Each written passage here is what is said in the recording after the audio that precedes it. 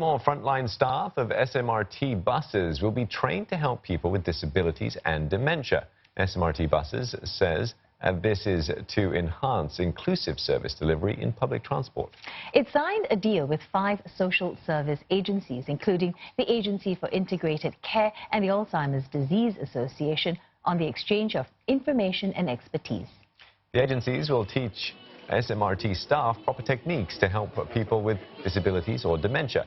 For example, how to guide the visually impaired and how to help wheelchair users. 5 SMRT staff are already certified trainers and have recently trained 40 colleagues.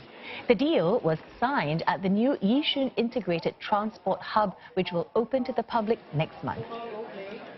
When I just joined SMRT, they just teach us the basic needs for how we handle people for passenger in wheelchair, or dementia, the thing. After I have attended the course, it has given me more knowledge. Before that, I do not know that actually when we are pushing them up the slope for them to board the bus, actually we must have a support on our knee, the thigh, so that we can actually push them up to the bus more safer.